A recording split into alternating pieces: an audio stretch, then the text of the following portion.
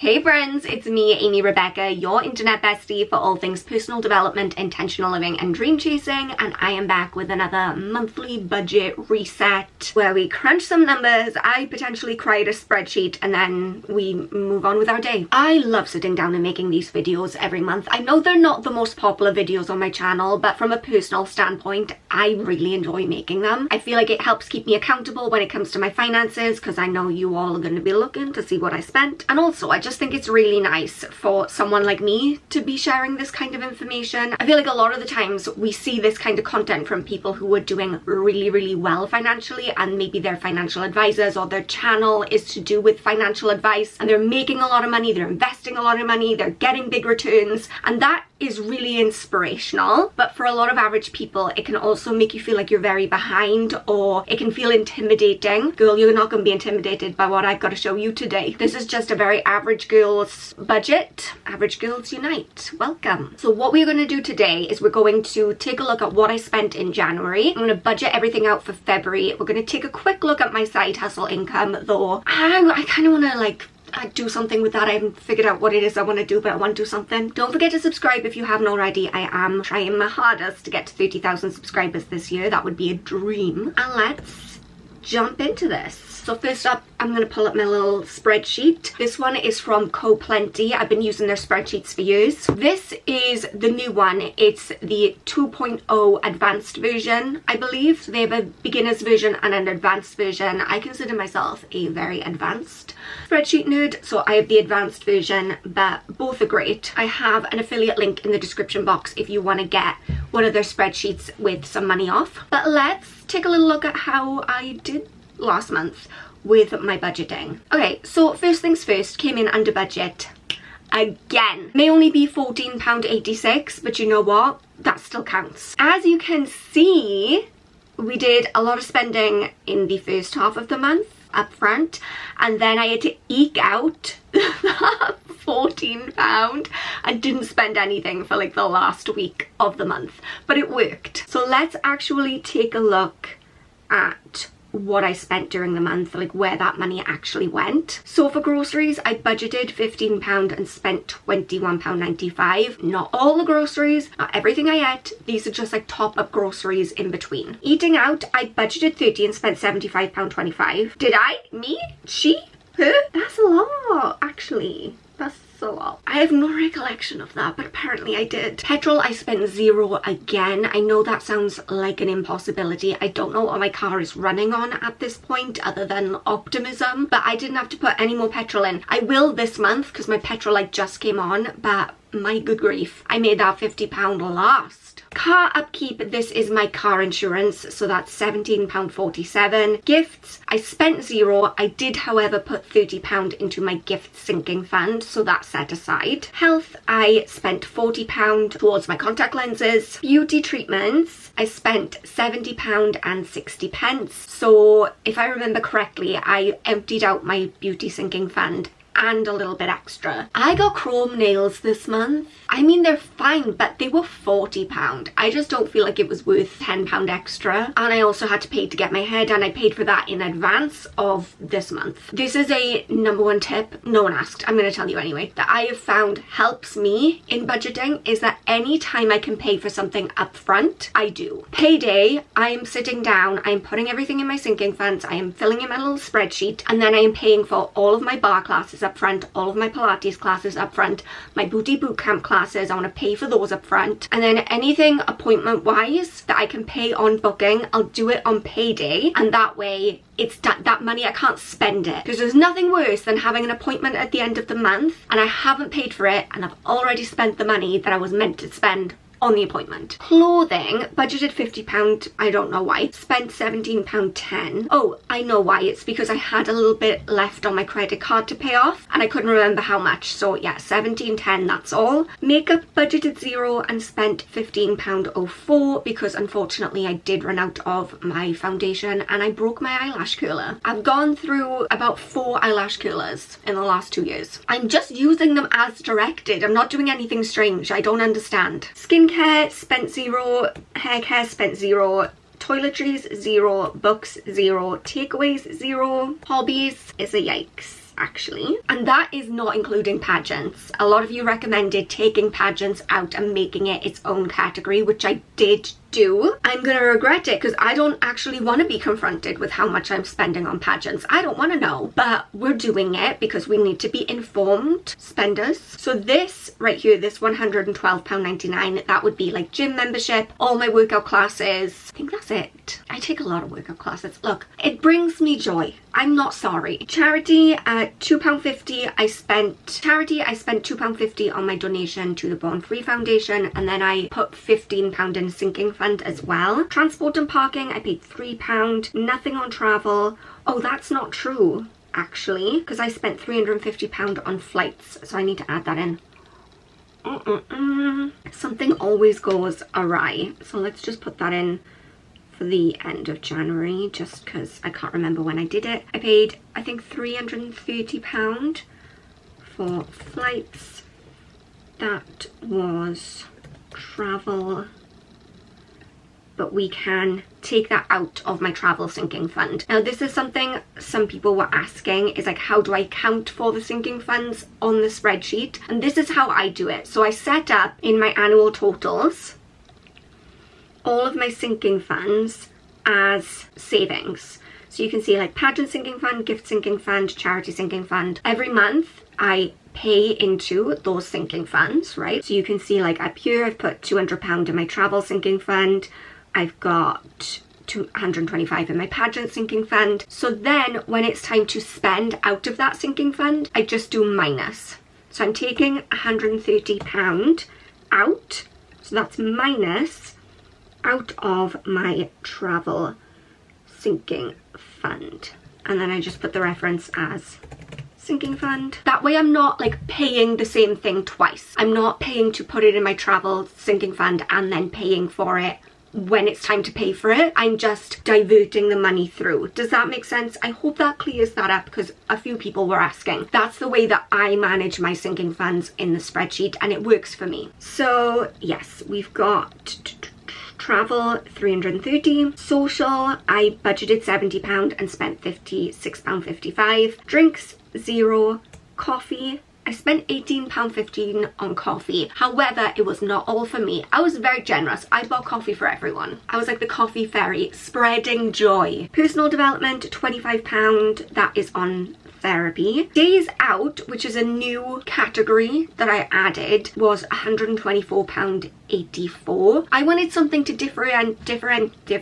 differentiate just your average like going out and being social with those kind of more one-off events. Like for instance, this was a trip to London to see a show. So while yes, that was social, it was more like an experience. So I'm just trialing this as a new category. Pageants, again, a new category as requested. I spent £140. Electronics, I spent £34.95. This is another new category. That was on, getting a new screen protector on my phone that I smashed last month and a new phone case. And then miscellaneous was £34.48. So with all of that, I came in £14.86 under budget, and I'm feeling good about that. Am I? I sound like I'm not. I am, I assure you. What I'm gonna do now is allocate that £14.86 to somewhere, because I don't like to have money left over, like every penny to do a little job. So what did I say? £14.86, is that right? I'm gonna put that in my short-term savings, where I am saving for a new car. Great.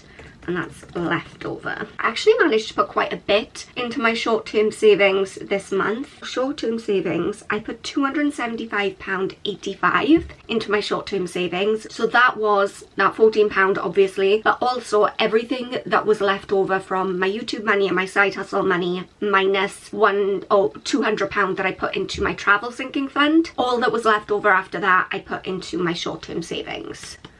Hooray! Are you still with me? Let's hop over into February, and I have already started putting the numbers in because, as we all know, not a great multitasker, and it benefits everyone if I fill in the standard foundational numbers beforehand. Here's where we're at in terms of income for the month. I made my regular £1,347 from my part-time job. YouTube, after tax and after setting aside £200 for business expenses, I made £208. And side hustle income, after taxes, I made £250.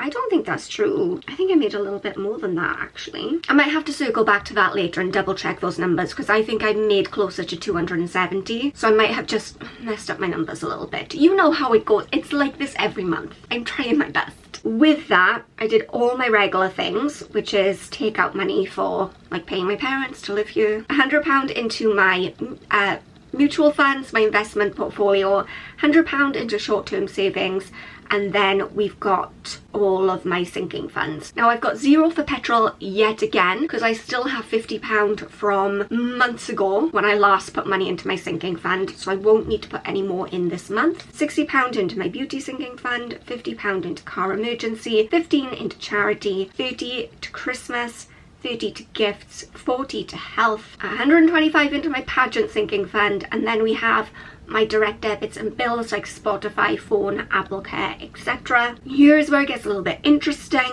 I'm putting out of my YouTube and side hustle money, 150 of that into my travel sinking fund, and then the leftover, which is £308, is going into my short-term savings. Again, really trying to like boost that as much as possible because I need to buy a car this year. Mine is moldy, and I've already put in a few expenses that I've had so far this month, even though it's only the 2nd of February. Okay, now we are going to budget out what I expect to spend for the month. So for groceries, again, not all the groceries, just the top up groceries, I'm gonna put 15. Eating out, I'm gonna put 30. Petrol, I won't have to put any in because I can take from my sinking fund. Car upkeep is going to be £17.47 for my insurance. Gifts, 0. If I need to buy anything, it will come out of my sinking funds. Health, I'm going to put aside 40 for contact lenses. Beauty treatments, I've already spent